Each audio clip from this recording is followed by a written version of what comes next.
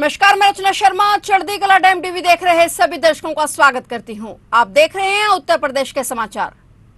उत्तर प्रदेश में लोकसभा चुनाव के तीसरे चरण में वेस्ट यूपी की 10 सीटों पर भी आज वोटिंग हुई है। इसमें संभल, हाथरस, आगरा, फतेहपुर सीकरी, फिरोजाबाद, मैनपुरी, एटा, बदायूं, बरेली और आंवला की सीटें शामिल हैं। 10 सीटों पर 100 कैंडिडेट चुनावी मैदान में हैं। इनमें 8 महिला प्रत्याशी हैं, तो वहीं यादव परिवार से जुटे 3 दिग्गज मैनपुरी से डिंपल यादव, फिरोजाबाद से अक्षय यादव और बदायूं से आदित्य यादव सियासी समर में उतरे हुए हैं। उत्तर प्रदेश में लोकसभा चुनाव के तीसरे चरण का मतदान सुबह 7 बजे से शुरू होकर शाम 6 बजे तक चला। आज प्रदेश की 10 सीटों पर 100 कैंडिडेट्स की किस्मत ईवीएम में कैद है। उत्तर प्रदेश की सीटों में बीजेपी के मंत्रियों की भी अग्नि परीक्षा है। यहाँ मोदी सरकार के कैबिनेट मंत्री एसपी सिंह बघेल आगरा से चुनावी मैदान में हैं, तो वहीं योगी सरकार के 2 कैबिनेट मंत्री जयवीर सिंह मैनपुरी में और अनूप प्रधान वाल्मीकि हाथरस सीट से चुनाव लड़ रहे हैं।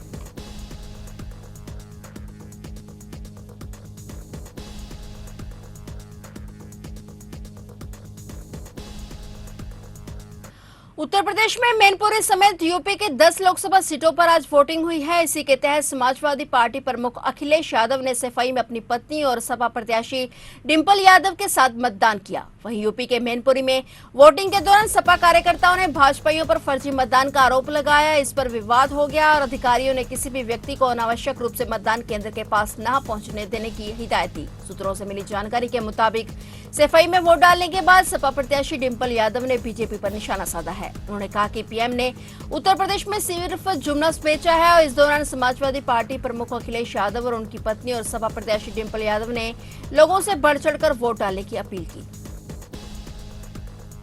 लोकसभा चुनाव के मद्देनजर कांग्रेस नेता प्रियंका गांधी वाड्रा ने रायबरेली में डेरा डाल दिया है। उन्होंने रायबरेली लोकसभा सीट जीतने के लिए कमान अपने हाथों में ले ली है। इस सीट से पार्टी ने राहुल गांधी को उम्मीदवार घोषित किया है। प्रियंका गांधी ने रायबरेली और अमेठी जिलों के कांग्रेस कार्यकर्ताओं के साथ बैठक की। दोनों लोकसभा सीटों पर चुनाव की रणनीति पर चर्चा की। साथ ही उन्होंने कार्यकर्ताओं में जोश भरा और चुनाव में जीत हासिल करने के लिए प्रेरित किया। उन्होंने कहा कि हमें चुनाव हर हाल में जीतना है। मैं आपके साथ कंधे से कंधा मिलाकर लड़ूंगी। अभी जिसे डर लगता है वो पीछे हट जाए, फिर नहीं हटने दूंगी। इस दौरान प्रियंका ने भाजपा सरकार और प्रधानमंत्री नरेंद्र मोदी पर जमकर हमला बोला।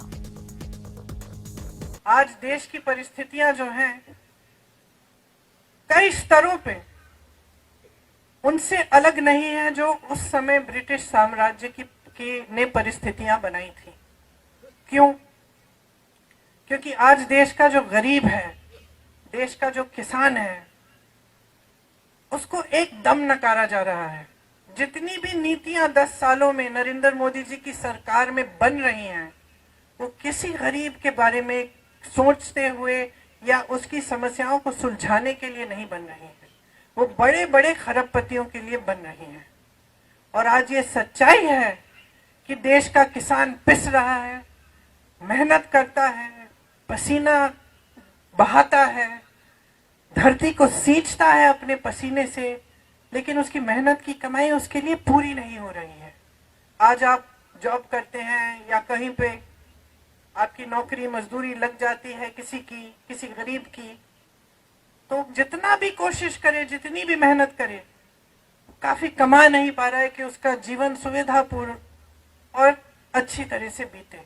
चाहे बच्चों की शिक्षा हो, चाहे आगे जाके रोजगार ढूंढना हो, कुछ भी हो, आगे बड़ी बड़ी समस्याएं हैं और सब इन समस्याओं का सामना कर रहे हैं। लेकिन सरकार का कोई समर्थन नहीं आ रहा है। सरकार की नीति यह है कि लो 5 किलो का राशन ले लो और हम आपको बड़े बड़े इवेंट दिखाएंगे, हम आपको बताएंगे कि सब अर्थव्यवस्था कितनी मजबूत हो रही है। ये आपको बताएंगे, आपके जीवन में ये सच्चाई नहीं दिख रही है। जितने भी ऐसे संस्थान थे जो लोकतंत्र को मजबूत बनाते थे, उन सब को कमजोर किया हुआ है नरेंद्र मोदी जी की सरकार ने। मैनपुरी में विधानसभा किशनी थाना बेबर क्षेत्र के मतदान केंद्र तेजगंज पर भाजपा और सपा कार्यकर्ता आपस में भिड़ गए। मतदान केंद्र पर जमकर पथराव हुआ।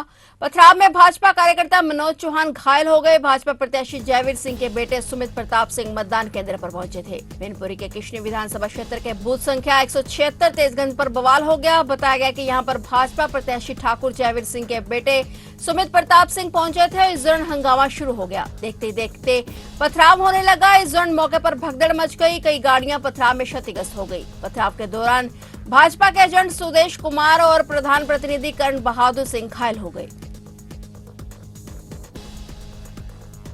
उत्तर प्रदेश के मुख्यमंत्री योगी आदित्यनाथ ने शाहजहांपुर में भाजपा प्रत्याशी के लिए चुनाव प्रचार के दौरान जमकर हुंकार भरी। सीएम योगी ने जनसभा को संबोधित करते हुए पीएम मोदी के प्रतिनिधित्व में भाजपा की जीत का दावा किया। मुख्यमंत्री योगी आदित्यनाथ ने शाहजहांपुर के इतिहास को याद करते हुए कहा कि काकोरी ट्रेन एक्शन के महानायक अमर क्रांतिकारी पंडित राम प्रसाद बिस्मिल, अशफाक उल्ला खां और ठाकुर रोशन सिंह की पावन धरा शाहजहांपुर की जनता मोदी के विकसित भारत की संकल्पना को साकार करने हेतु अपना योगदान देने के लिए पूरी तरह तैयार है। उन्होंने कहा कि यहाँ के लोगों के मन में भी मोदी की गारंटी के प्रति पूर्ण विश्वास है। इस दौरान सीएम ने विपक्ष को भी आड़े हाथों लिया। सीएम योगी ने सपा और कांग्रेस गठबंधन पर तंज कसते हुए कहा कि अकबर और औरंगजेब की इन औलादों को बताना चाहिए कि यह नया भारत है। राष्ट्रीय नायकों का अपमान स्वीकार नहीं किया जाएगा। एक तरफ भारत के इन अमर बलिदानियों के प्रति श्रद्धा और सम्मान का भाव रखने वाली भारतीय जनता पार्टी है और दूसरी तरफ कांग्रेस समाजवादी पार्टी का इंडी गठबंधन।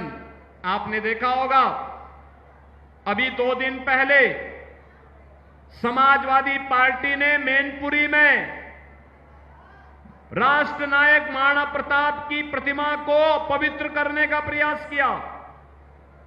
समाजवादी पार्टी के गुंडे मूर्ति के ऊपर चढ़ते हैं, मूर्ति में महाराणा प्रताप के आन मान शान के प्रतीक भाला को तोड़ने का प्रयास करते हैं, मूर्ति को पवित्र करते हैं, गाली गलौज करते हैं। इन अकबर और औरंगजेब की औलादों को बताया जाना चाहिए ये नया भारत है। इस नए भारत में राष्ट्र नायकों का अपमान भारत स्वीकार नहीं करता है, नहीं करता है। ऐसे ही समाजवादी पार्टी के गुंडों ने भारत के संविधान के शिल्पी बाबा साहब डॉक्टर भीमराव अंबेडकर की प्रतिमा को भी अपवित्र करने का प्रयास किया। बहनों और भाइयों, अभी भी कभी कभी मुझे लगता है कि कानून का राज स्थापित करने के बाद भी जब चुनाव आते हैं तो इन गुंडों की गर्मी चढ़ने लगती है। ऐसे लगता है जैसे